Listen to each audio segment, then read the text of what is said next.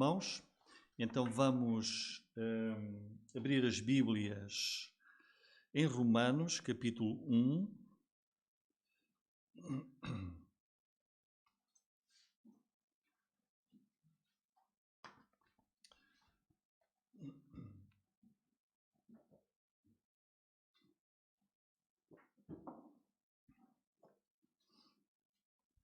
Romanos capítulo 1, e vamos ler aqui versículos 16 e 17. Diz assim a palavra de Deus: Porque não me envergonho do Evangelho de Cristo, pois é o poder de Deus para a salvação de todo aquele que crê, primeiro do judeu e também do grego, porque nele se descobre a justiça de Deus de fé em fé. Como está escrito, mas o justo viverá pela fé.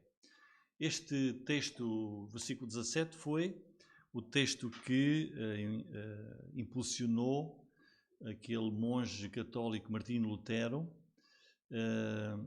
e que conduziu aos passos da Reforma. Nós hoje vamos ter a segunda mensagem e última sobre a Reforma e vermos que os batistas, os evangélicos, historicamente, não são reformados nem protestantes. E hoje vamos ver um pouco da história da Igreja ao longo dos séculos. Nós tivemos já uma primeira mensagem sobre o tema e quem quiser saber um pouco mais pode ver o nosso primeiro estudo que se encontra na página do YouTube e também do Facebook.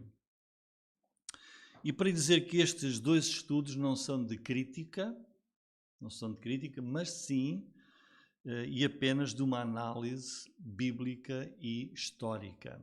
Ou seja, a Reforma Protestante ocorreu, ela é recordada todos os anos e é importante que os crentes saibam o que é que realmente ocorreu e o que é que está por detrás da Reforma Protestante. O que é que nós vimos?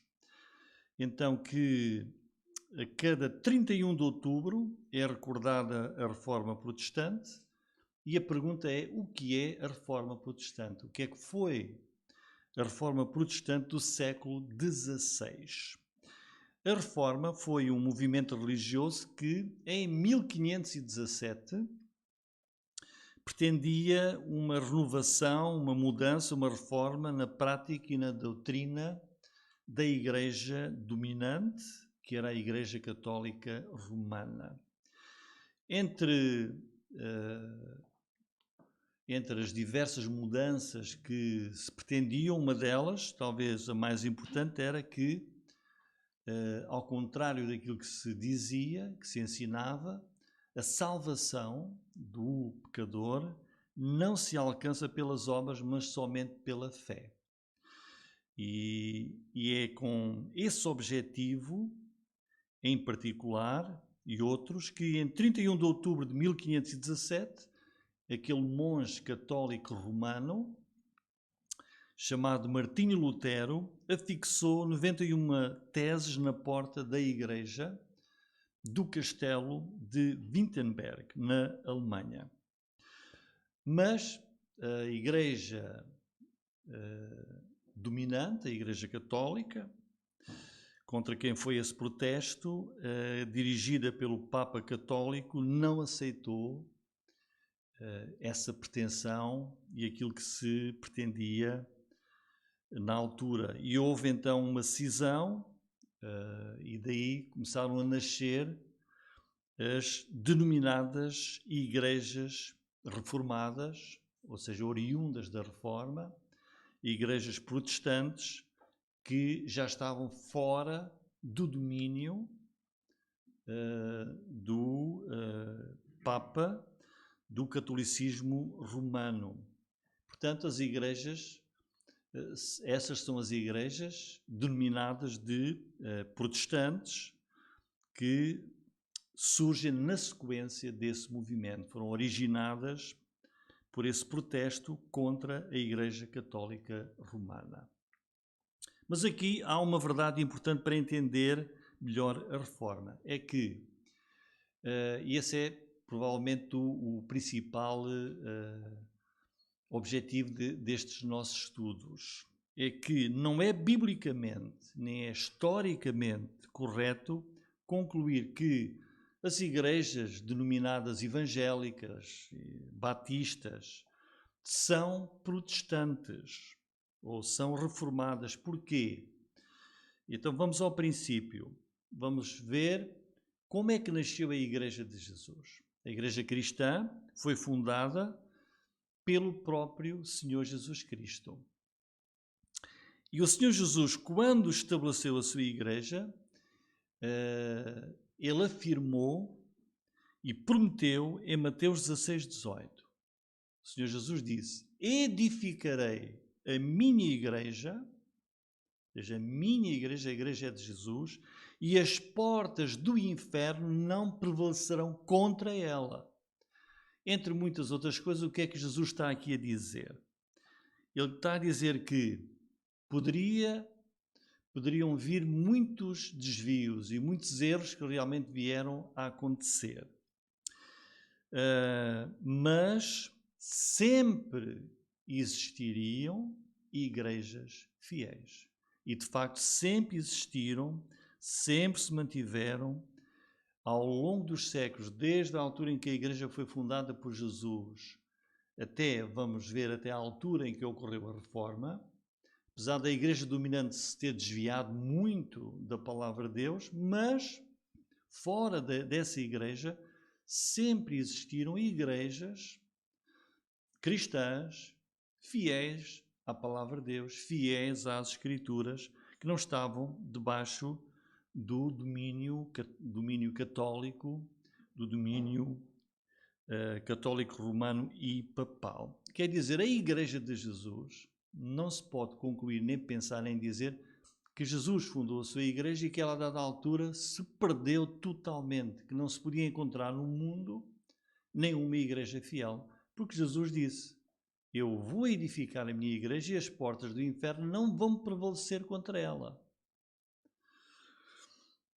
É por isso que nós, historicamente, podemos dizer que os denominados evangélicos, os denominados batistas, nunca pertenceram à Igreja Católica Romana e por isso não saíram da Igreja Romana dominante na altura e por isso, como não saíram daí, não fizeram parte da Reforma, não são protestantes, não são igrejas reformadas.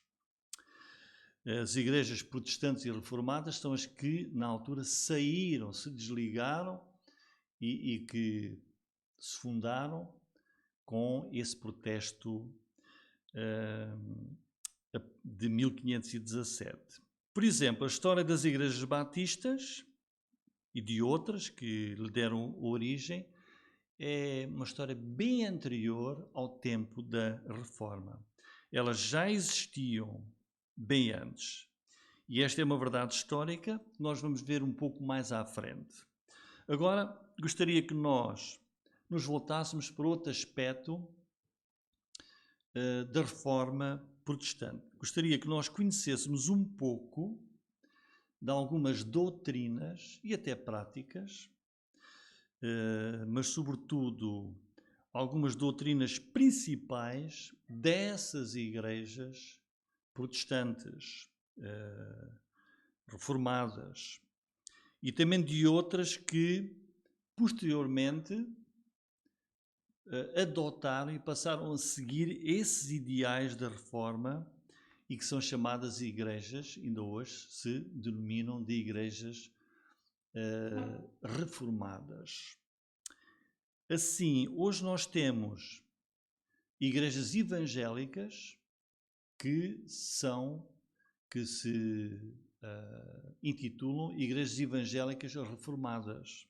Também igrejas batistas reformadas. Quer dizer, a sua fé, a sua confissão doutrinária, a sua teologia,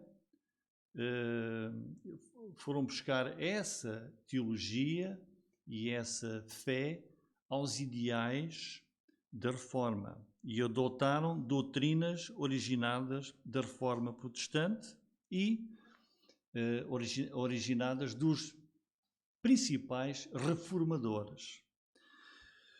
Essas igrejas evangélicas e batistas de denominação reformada adotam muita da doutrina e dos ensinos desses grandes reformadores do século XVI. E um dos principais reformadores foi João Calvino, que escreveu uma obra famosa que se chama As Institutas da Religião Cristã. Aqui incluem-se também as igrejas presbiterianas, que, por exemplo, continuam ainda hoje a praticar o batismo de crianças. Ou seja, muitas das igrejas, praticamente todas as igrejas protestantes, continuaram a adotar algumas práticas da igreja de onde saíram, a Igreja Católica. Uma delas, o batismo de crianças, que continuam a praticar. Por exemplo, alguns nomes famosos que as pessoas hoje escutam e seguem através da internet e que são de doutrina reformada.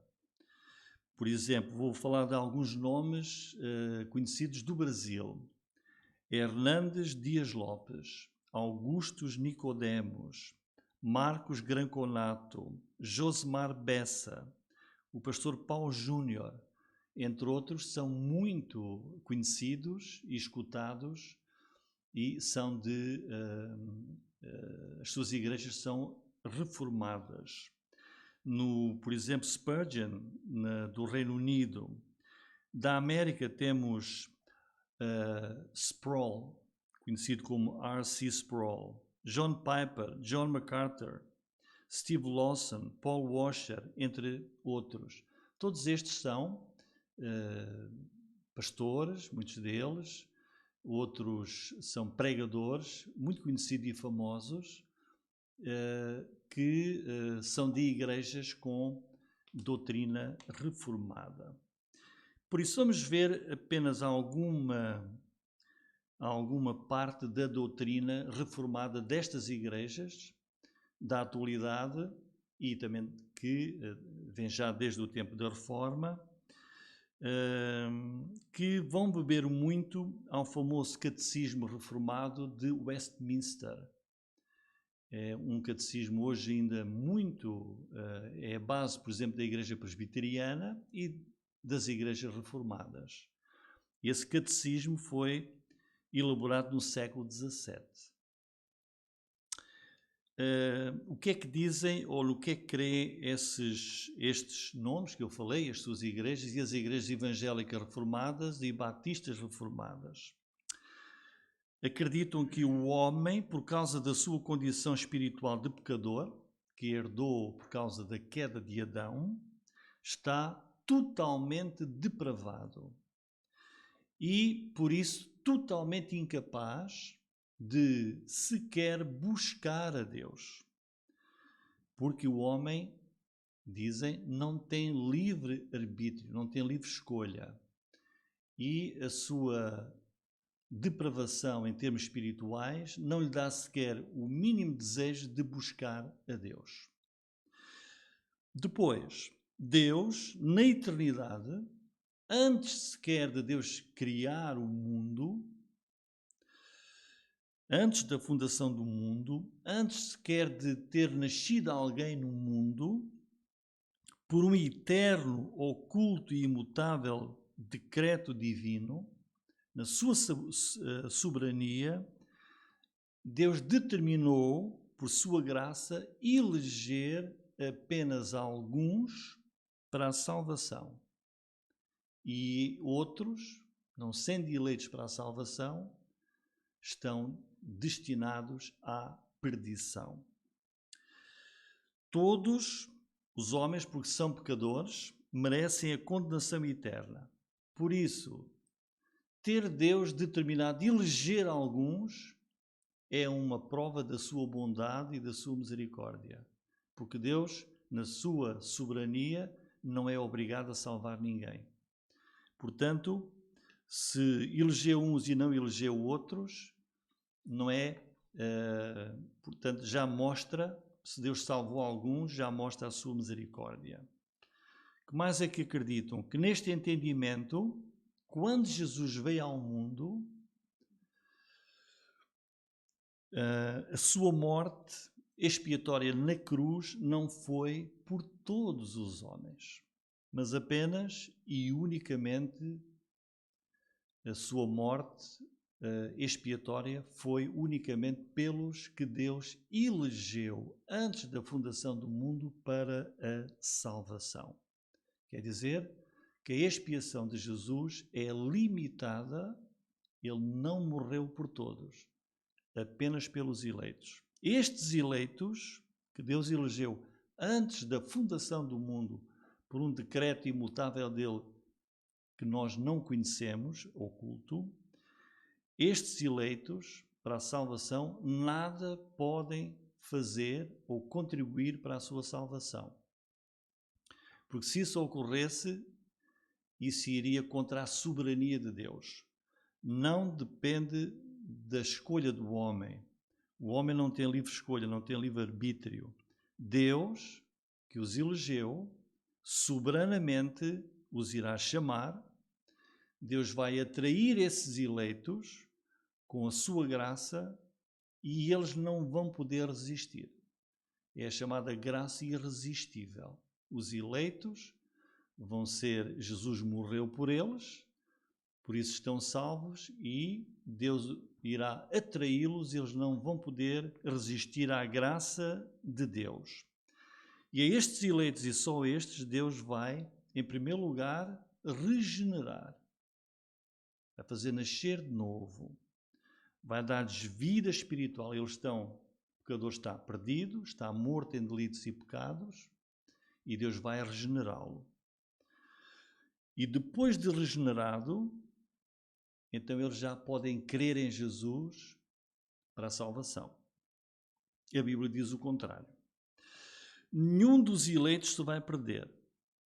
Já aqueles a quem Deus não elegeu antes da fundação do mundo não têm qualquer hipótese de salvação. Porque a eleição de Deus é incondicional e já foi feita antes da fundação do mundo. Jesus não morreu por eles, Deus não os irá chamar e por isso nascem e estão eternamente perdidos. Então esta é a principal doutrina da salvação das igrejas de fé reformada. É claro que nós não concordamos com esta interpretação filosófica das Escrituras. Estas doutrinas foram exaltadas pela Reforma Protestante e consistem numa interpretação muito particular e filosófica, muito esquematizada, sistematizando textos bíblicos, fazendo o encadeamento deles e muitas vezes fora do seu contexto. Quer dizer, as mesmas palavras que nós lemos na Bíblia, para a fé reformada, têm um entendimento diferente. Quando nós lemos Deus amou o mundo, nós entendemos que Deus amou todo o mundo, todas as pessoas. No entender da fé reformada, não, o mundo ali são os eleitos. Deus amou os eleitos, não é o mundo todo. Portanto, mundo não é o mundo. Quando a Bíblia diz que Jesus morreu por todos, esse todos não são todos. São todos os eleitos. Soberania de Deus não quer dizer o mesmo que nós poderemos estar a pensar quando dizemos Deus é soberano. Na fé reformada, soberania de Deus quer dizer que Deus determinou, predestinou todas as coisas que vão acontecer no mundo que Ele criou. Todos os acontecimentos, tudo o que acontece foi determinado por Deus. Todas as coisas, as boas e as más. Um breve exemplo do que é um texto usado pela fé reformada sobre a eleição.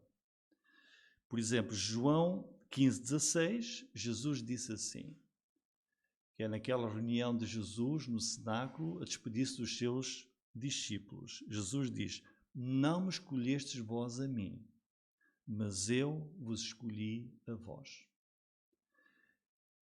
Isolando o versículo, é fácil dizer, estão a ver? Nós não escolhemos a Deus, Deus é que nos escolheu a nós. Mas o contexto é da última reunião de Jesus exclusivamente com os seus apóstolos, e ele está a dizer que quem os escolheu para apóstolos, para esse ministério, foi Jesus. Vocês não me escolheram a mim, eu escolhi-vos a vós para o serviço, o ministério de apóstolo. Portanto, este texto não tem a ver com a escolha de Deus para a salvação, mas a escolha de Jesus para um ministério de apóstolo. Muito bem, agora uma segunda parte do nosso estudo tem a ver precisamente com a história da Igreja. Conforme Jesus disse lá em Mateus 16:18, edificarei a minha Igreja e as portas do inferno não prevalecerão contra ela. Quer dizer, Jesus fundou a sua Igreja, Jesus deixou mandamentos aos seus apóstolos, aos seus discípulos para pregar o Evangelho e irem por todo o mundo, pregar e fazer discípulos e batizar, até aos confins da terra. E nessa altura a Igreja era uma Igreja separada do Estado e Jesus prometeu que a sua Igreja permaneceria para sempre. Cada igreja local era independente, a igreja dos Efésios era a igreja dos Efésios, a dos Filipenses era dos Filipenses, eram independentes, eram autónomas e não tinham hierarquia, uma não mandava nas outras. E até ao fim do primeiro século, a igreja de Jesus já estava estabelecida em muitos países, nações e em muitas terras. A igreja era o quê? Era missionária. A igreja, desde o princípio, foi uma igreja missionária. Como sabemos, heresias apareceram, falsos ensinamentos, começaram a assaltar a igreja, muitas caíram, mas muitas permaneceram fiéis. Naquela altura, no início, não havia organizações missionárias, não havia associações, não havia convenções, havia a obra missionária, as igrejas colaboravam umas com as outras, de acordo com as suas possibilidades, como nós temos bem claro no Novo Testamento. Depois, também ali aparece pela primeira vez o apelido cristão na igreja de Antioquia, e vemos isso em Atos 11:26, e até ao terceiro século não havia nenhuma instituição denominacional, como nós temos hoje. Não havia igreja católica, ao princípio, não havia igreja batista, igreja evangélica ou anglicana ou outro nome qualquer. Os crentes eram cristãos, havia apenas a igreja de Jesus Cristo, chamava-se a minha igreja, era o que Jesus chamava a sua igreja, e o nome das igrejas era o nome do lugar onde estavam. A igreja em Esmirna, a igreja em Laodiceia, a igreja em Éfeso, a igreja em Jerusalém, etc.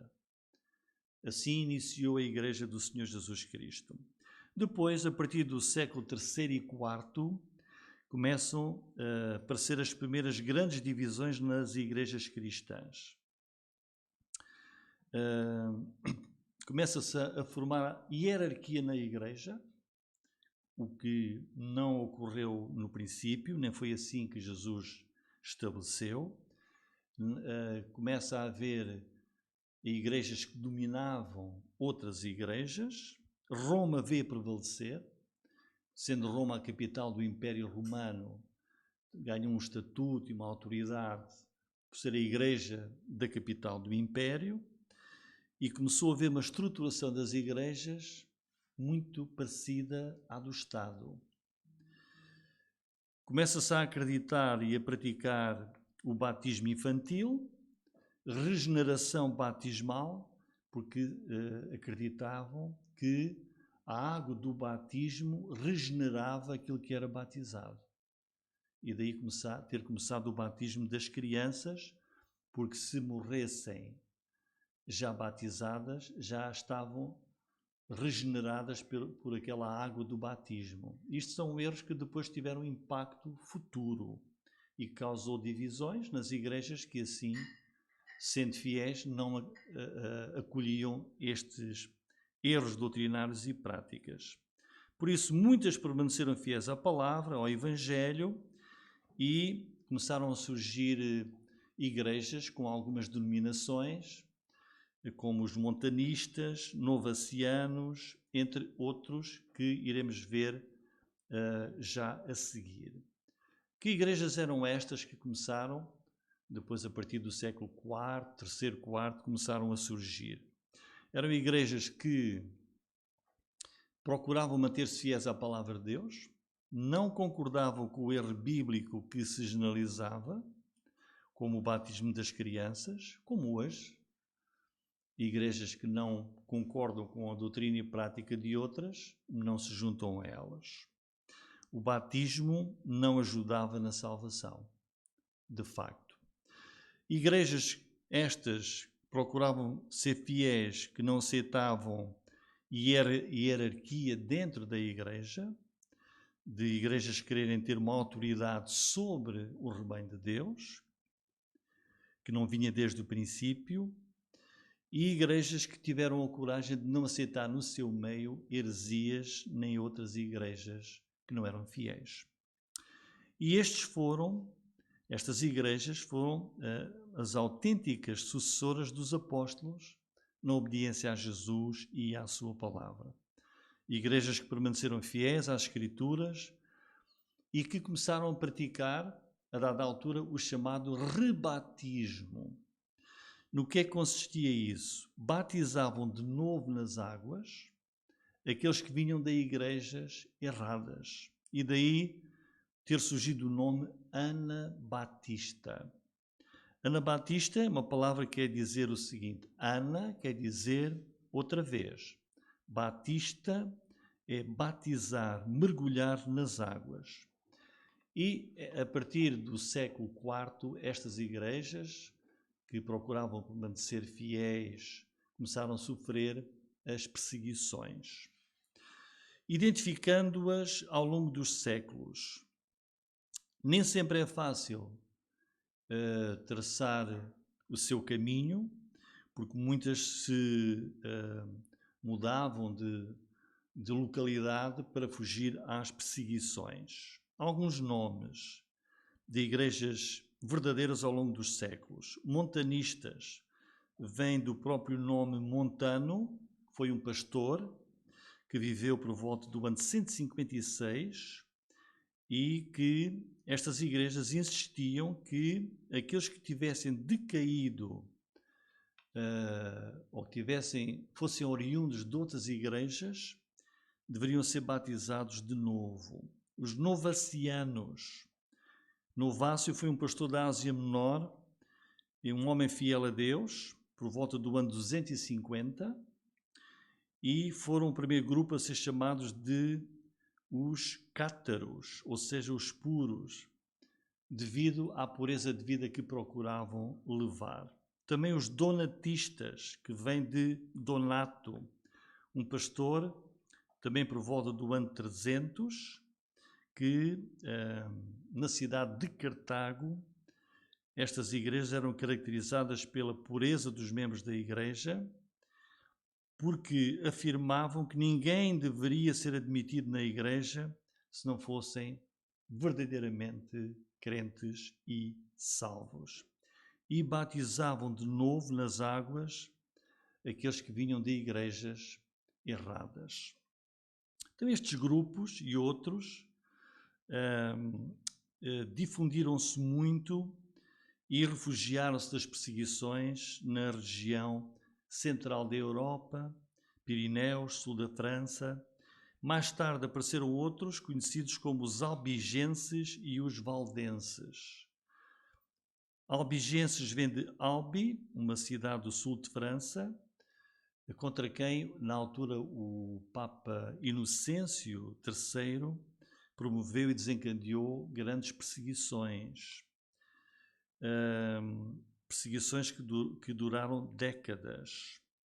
e muitos tiveram que se refugiar noutros lugares para escaparem. Os valdenses têm a ver com o facto de serem conhecidos como o povo dos vales, porque procuravam refugiar-se assim, esconder-se dessa forma, e também eram caracterizados por batizarem de novo aqueles que vinham de igrejas erradas e rejeitavam o batismo infantil e de pessoas que verdadeiramente não se convertiam a Cristo. Em conclusão, nesta breve história da Igreja, muito breve mesmo, falamos aqui um pouco da história da Igreja que não vê na Bíblia. E para dizer que depois da Reforma Protestante, em 1517, infelizmente continuou a haver perseguição às igrejas que não adotaram os ideais da Reforma, na sua prática e doutrina. E muitos tiveram de escapar para outros continentes, como foi o caso de muitos que fugiram para a América. O que é importante? O que é importante constatar é que, ao longo dos séculos, a Igreja de Jesus nunca se perdeu, porque essa foi a sua promessa. A Igreja, infelizmente, desviou-se muito da verdade bíblica, mas houve sempre igrejas que procuraram manter-se fiéis e firmes ao Evangelho de Cristo. Muitas pagaram um alto preço por isso, mas o espectro que nós temos hoje, quando olhamos à nossa volta, nas tantas igrejas que nós conhecemos e que ouvimos, é se calhar um espelho daquilo que aconteceu ao longo dos séculos, que no meio de tudo isto há sempre igrejas firmes, fiéis, que amam ao Senhor Jesus Cristo e que procuram ser fiéis na prática e na doutrina. Porque Ele disse: edificarei a minha igreja e as portas do inferno não prevalecerão contra ela. Glória a Jesus. Amém.